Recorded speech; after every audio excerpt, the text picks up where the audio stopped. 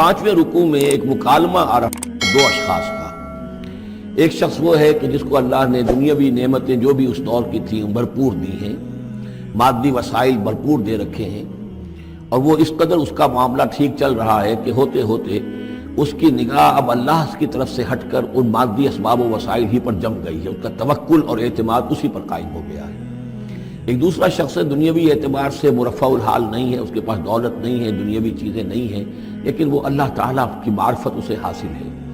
وہ اس دولت مند آدمی کو کوئی نصیحت کرتا ہے کہ تم اللہ کو بھول گئے ہو، تمہیں چاہیے کہ ان تمام چیزوں کے اوپر جو بھی اللہ نے تمہیں دی ہیں اس کا شکر ادا کرو، اس کا حق ادا کرو۔ لیکن اس نے اپنے گھمنڈ میں آ کر اسے بہت تلخ جواب دیا، میرے پاس یہ سب کچھ ہے تو گویا کہ میں اللہ تعالیٰ کا لاڈلا ہوں، چہیتا ہوں، تم جوتیاں پٹخار رہے ہو، تمہارے پاس کچھ نہیں ہے، تمہاری کوئی حیثیت نہیں ہے، تمہاری حیثیت ہی نہیں ہے کہ مجھے تم واعظ بھی کہو۔ لیکن یہ کہ اس پر پھر جو ان کے درمیان معاملہ ہوا تو انہوں نے کہا اس شخص نے کہ ہو سکتا ہے کہ اللہ تعالیٰ تمہارے اس سارے دولت کو اور مال و اسباب کو ضائع کر دے، لیکن یہ کہ اس نے کہا کیسے ہو سکتا ہے، میں نے سارا بندوبست ٹھیک ٹھیک کیا ہوا ہے۔ بہرحال نتیجہ یہ نکلا کہ اللہ تعالیٰ نے اس کی اس پوری دولت کو ایک طریقے سے ضائع کر دیا، اور پھر وہ اپنے ہتھیلیاں ملتا رہ گیا، کف افسوس ملتا رہ گیا، اور اس نے کہا ہائے کاش کہ میں نے اپنے رب کے ساتھ شرک نہ کیا ہوتا۔ حالانکہ اس پورے رکوع میں کہیں کسی دیوی کا، دیوتا کا، کسی اور الہہ کا کوئی ذکر نہیں ہے۔ تو اس رکوع میں سمجھنے کی بات یہ ہے کہ ایک شرک ہے مادہ پرستی کا شرک، مادی اسباب و وسائل پر اتنا تکیہ ہو جائے، اتنا توکل ہو جائے، اتنا اعتماد ہو جائے کہ پھر اللہ تعالیٰ کو انسان بھول جائے، مسبب الاسباب پر سے نگاہ ہٹ جائے، اور وہ سمجھے کہ سارا اعتماد اور توکل میرا ان مادی اسباب و وسائل پر ہے۔ تو یہاں گویا کہ اس نے ان مادی وسائل و اسباب ہی کو اپنا معبود بنا لیا ہے۔ تو یہ شرک ہے جو اس دور کا سب سے بڑا شرک ہے۔ اس دور میں بت پرستی کا شرک بہت کم رہ گیا ہے، اب ستارہ پرستی کا شرک کہاں رہ گیا ہے؟ کون لوگ ہیں جو ستاروں کو پوجتے ہیں؟ اب تو انسان سمجھتا ہے ستاروں تک تو ہم پہنچ ہی جائیں گے، ہمارا علم تو پہنچ ہی چکا ہے، چاند تک ہم اتر آئے ہیں، اب چاند کو کون پوجے گا؟ یہ جو اب ساری جو ہے اب جو پوجا پاٹ ہو رہی ہے وہ تو مادہ پرستی کی ہے، وہ دولت کی ہے، وہ در حقیقت یا وہ نظریاتی طور پر وطن پرستی ہے، اس کا ایک شرک ہے۔ تو یہ اس دور کے شرک کو سمجھنا بہت ضروری ہے، اور یہ رکوع اس اعتبار سے کہ اس میں کسی دیوی دیوتا کا ذکر نہیں ہے۔ تو شرک کون سا کیا اس نے؟ وہ شرک یہی ہے کہ اس نے دنیاوی مال و اسباب اور مادی اسباب و ذرائع کے اوپر اپنے سارے توکل کو جو ہے اس کے ساتھ منسلک کر دیا، یہی گویا کہ اس کو معبود بنا لینا ہے۔ وَاضْرِبْ لَهُم مَثَلًا الرَّجُلَيْنِ، ان کے لیے بیان کیجئے دو اشخاص کی مثال۔ جعلنا لأحدهما جنتين من عناب، ان میں سے ایک کو ہم نے دیے تھے دو باغ انگوروں کے، وحففناهما بنخل، اور ان دونوں کو گھیرے میں لیا ہوا تھا کھجوروں کے درختوں نے۔ اب دیکھیے کہ انگوروں کی بیلیں ہیں، اور چونکہ ادھر ادھر سے ہوا تیز نہ آئے تو کھجوروں کے جھنڈ جو ہیں وہ چاروں طرف لگے ہوئے ہیں، تاکہ ان کے مابین جو اس کی انگوروں کی بیلیں ہیں وہ بڑی محفوظ ہیں۔ وجعلنا بینہما زرعا، ان کے درمیان کھیتی بھی تھی، یعنی یہ کہ اناج کا سامان بھی ہے اور انگوروں کی بیلیں بھی ہیں، اور یہ کہ کھجوروں کے درخت بھی ہیں۔ کلتا الجنتین آتت اکلہا، اور وہ دونوں باغات اپنا پھل دیتے تھے، ولم تظلم منہ شیئا، سال بسال پھل آ رہا ہے، سال ہر سال ہو گئے، ہر سال پھل آ رہا ہے، اس میں کوئی کمی نہیں کرتے تھے۔ جب یہ چیز چلتی رہتی ہے تو آدمی کا خود بخود ایک توکل جو ہے وہ اس چیز کے ساتھ وابستہ ہو جاتا ہے، وہ بھول جاتا ہے کہ اس کی اللہ تعالیٰ کے فضل و کرم سے ہے یا اللہ کے اذن سے ہے، بلکہ یہ کہ وہ انہی چیزوں کو سمجھ بیٹھتا ہے کہ یہ دائم ہے اور قائم ہے۔ وَفَجَّرْنَا خِلَالَهُمَا نَهْرًا، اور ہم نے ان کے مابین ایک نہر بھی نکال دی تھی، آب پاشی کا بھی پورا نظام موجود ہے۔ وَكَانَ لَهُ ثَمَرٌ، اور اس کے میوے بھی تھے، یعنی یہ بھی تھا کہ باغ جو ہے پھلا ہوا اس وقت، انگور بھی ہیں اور کھجور بھی جو ہے درخت جو ہے لدے ہوئے ہیں۔ اور ایک اس کا مفہوم یہ بھی ہے میرے نزدیک جو زیادہ راجح ہے کہ اس کو اولاد بھی اللہ نے خوب دی تھی۔ جیسے درختوں پر پھل لگتا ہے تو انسان کے لیے اس کی اولاد جو ہے اس کے پھل کی حیثیت رکھتی ہے، تو گویا کہ اس کو اولاد بھی ملی تھی۔ فقال لصاحبہ وہو یحاورہ، تو کہا اس نے اپنے ساتھی سے، ان سے وہ گفتگو کر رہے تھے، آپس میں گفتگو کر رہا، انا اکثر منک مالا واعز نفرا، میں تم سے کہیں بڑھ کر ہوں مال میں اور نفری میں۔ اب یہ نفری کے حوالے سے میں نے کہا نہ لہو ثمر، اس کے بیٹے بھی تھے، اولاد بھی تھی، تو اس کے حوالے سے وہ نفری کی بات بھی کر رہا، میرے بازو بھی بہت ہیں۔ وَدَخَلَ جَنَّتَهُ، اور وہ داخل ہوا اپنے باغ میں، وَهُوَ ظَالِمٌ لِنَفْسِهِ، اور وہ اپنے جان پر ظلم کر رہا تھا، یعنی اسی گمراہی کے اندر مبتلا تھا. قال ما اظن ان تبید هذه ابدا، انہوں نے کہا میں نہیں سمجھتا کہ یہ باغ بھی کبھی اجڑ سکتا ہے. کیا مجھے دھمکا رہے ہو کہ اللہ تعالیٰ جو ہے کہیں تم میری یہ دولت سلب نہ کر لے؟ دیکھو میں نے کھجوریں کس حساب سے یہاں پر لگائی ہیں کہ کوئی اگر آئے بھی، کوئی باد سرسر آئے یا کوئی اور بھی ہوا کا تیز لو کے جھونکے آئیں تو وہ میری انگوروں کے بیلوں تک نہ پہنچے. یہ گویا کہ سینٹینلز کھڑے ہوئے ہیں، کھجور کے درخت جو ہیں وہ روک رہے ہیں. پھر میں نے یہاں پہ آبپاشی کا نظام ہے، میرے نہر چلی ہوئی ہے. ما اظن ان تبید هذه ابدا، میں نہیں سمجھتا کہ میرا یہ باغ جو ہے کبھی ایک برباد بھی ہو سکتا ہے. وما اظن الساعة قائمة، اور یہ جو تم قیامت وغیرہ کی بات کر رہے ہو، اول تو میرا گمان نہیں ہے کہ کوئی قیامت کھڑی ہونے والی ہے. وما اظن الساعة قائمة، میں نہیں سمجھتا کہ یہ قیامت ہونے والی ہے. ہاں ڈکوسلے سے ہیں، کچھ بڑوں سے سنا تو ہے. اور یہ کہ وَلَئِن رُدِدتُّ إِلَىٰ رَبِّي، اگر مجھے لوٹا ہی دیا گیا اپنے رب کے پاس، لَأَجِدَنَّ خَيْرًا مِّنْهَا مُنْقَلَبًا، تو مجھے وہاں لازماً ملے گا بہت بہتر لوٹ کر.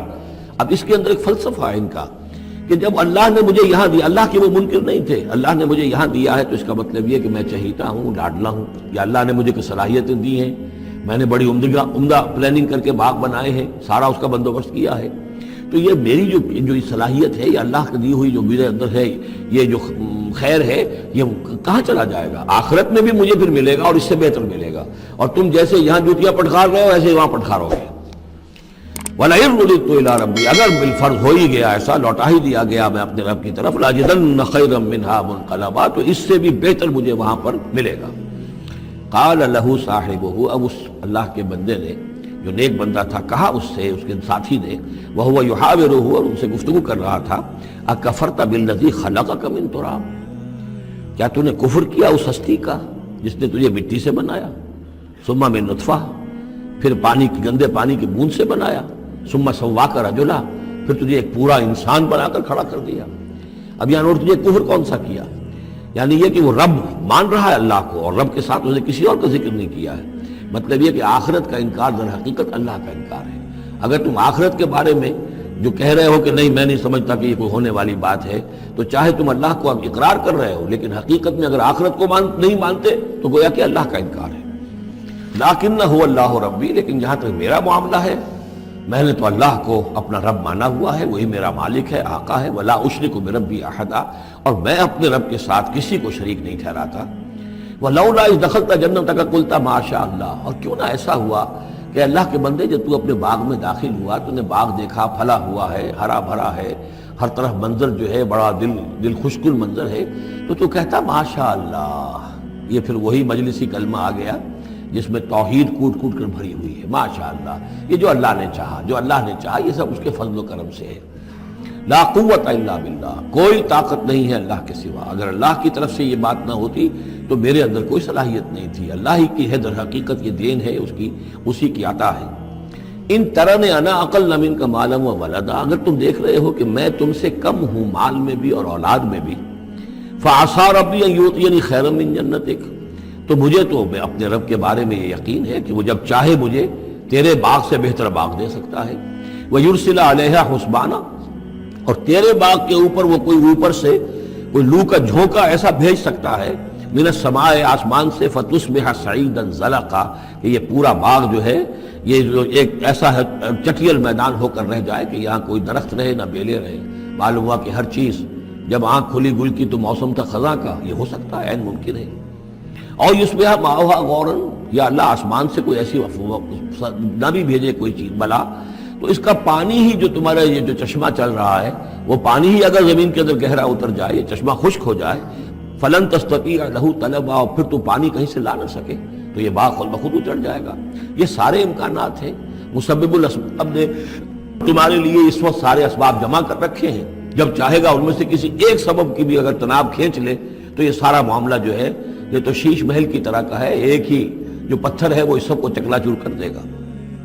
وَأُحِيطَ بِثَمَرِهِ، معلوم ہوتا جو بہت ہی کوئی اللہ کا پہنچا ہوا شخص تھا، جو اللہ کا دوست تھا، اور اس کا دل دکھایا اس شخص نے، جس کو تانا دیا اسے انا خیر من انا اکثر منک مالا و ولدا، تو اس حوالے سے اس کا دل دکھا ہے. اور یہ جان لیجئے کہ کسی اللہ والے کا، من عادى لي وليا فاذنته للحرب، تو ایک حدیث قدسی ہے، جو شخص میرے کسی ولی کے ساتھ دشمنی کرے پھر میری طرف سے اس کے خلاف اعلان جنگ ہے۔ تو اس نے چونکہ یہ دل دکھایا ہے، اور فارسی کا ایک شعر بھی بڑا مزیدار ہے کہ ہیچ قوم را خدا رسوا نہ کرد تا دلے صاحب دلے نامد میں درد۔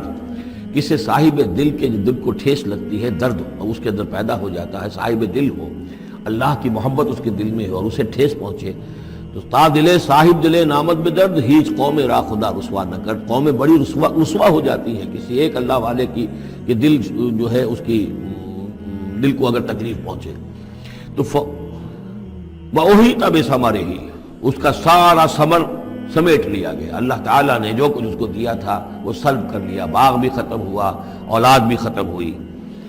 فَأَصْبَحَ يُقَلِّبُ كَفَّيْهِ عَلَىٰ مَا أَنفَقَ فِيهَا، تو وہ رہ گیا اپنے ہاتھوں کو ملتا ہوا، اپنی ہتھیلیوں کو ملتا ہوا، جسے ہم کہتے ہیں کفِ افسوس ملنا۔ يُقَلِّبُ كَفَّيْهِ عَلَىٰ مَا أَنفَقَ فِيهَا، جو کچھ اس نے خرچ کیا تھا، انویسٹ کیا تھا، محنت کی تھی، کتنا عرصہ لگا تھا اس باغ کے پلاننگ میں، باغ کو اس نے لگایا تھا، کہاں کہاں سے پودے لایا ہوگا۔ ما انفق فیہا وہی خاویۃ علی عروشہا، اور وہ باغ جو ہے گرا پڑا ہوا تھا اپنی چھتریاں کے اوپر، کیونکہ جو انگور کی بیلیں ہوتی ہیں، وہ ٹٹیاں ہوتی ہیں، چھتریاں ہوتی ہیں، وہ سب اوندھی پڑی ہیں۔ وَيَقُولُ يَا لَيْتَنِي لَمْ أُشْرِكْ بِرَبِّي أَحَدًا، اور اس وقت وہ کہہ رہا تھا ہائے میری شامت، کیا کاش کہ میں نے اپنے رب کے ساتھ شرک نہ کیا ہوتا۔ اب یہ کون سا شرک ہے؟ اس پوری اس گفتگو کے اندر کہیں کسی دیوی کا، دیوتا کا، کسی کا ذکر نہیں ہے، کسی کی شفاعت کا ذکر نہیں ہے۔ یہ ہے ہمارا آج کا نقشہ مادہ پرستی کا، آج کی ہماری ذہنیت جو ہے پوری کی پوری اس رکوع کے اندر موجود ہے۔ وَلَمْ تَكُنْ لَهُ فِئَةٌ يَنْصُرُونَهُ، اور نہ ہوئی پھر اس کی کوئی جماعت، کوئی اس کی فوج ہوتی جو اس کی مدد کرتی من دون اللہ، اللہ کے مقابلے میں۔ وَمَا كَانَ مُنْتَصِرًا، اور نہ ہی وہ اس قابل تھا کہ کسی سے انتقام لے۔ کس سے انتقام لے؟ سارا فیصلہ تو اللہ کی طرف سے ہوا ہے۔ هُنَالِكَ الْوَلَایَةُ لِلَّهِ الْحَقِّ، یہاں تو حکومت اور اختیار کل کا کل اللہ ہی کے لیے ہے، سچے اللہ کے لیے جو الحق ہے۔ یہ ولایا ہے واو کے زبر کے ساتھ۔ والی کہتے ہیں حاکم کو، مالک کو والی، والی سے ولایا بنتا ہے۔ ولی کہتے ہیں دوست، پشت پناہ، اور اس سے ولایا بنتا ہے، ولایت باہمی۔ اللہ ولی الذین آمنوا یخرجہم من الظلمات الی النور، اور الا ان اولیاء اللہ لا خوف علیہم ولا هم یحزنون، یہ ولایت ہے واو کے زیر کے ساتھ۔ اور والی ہونا کسی کا، فلاں ملک کا والی فلاں تھا، یعنی وہاں کا حکمران تھا، بادشاہ تھا، تو یہاں کی بادشاہی، یہاں کا اختیار، هنالک الولایۃ للہ الحق، کل ولایت اللہ ہی کے ہاتھ میں ہے۔ هو خیر ثوابا و خیر عقبا، یقیناً وہی بہتر ہے انعام دینے والا، اور وہی بہتر ہے نتیجے کے اعتبار سے، عاقبت کے اعتبار سے۔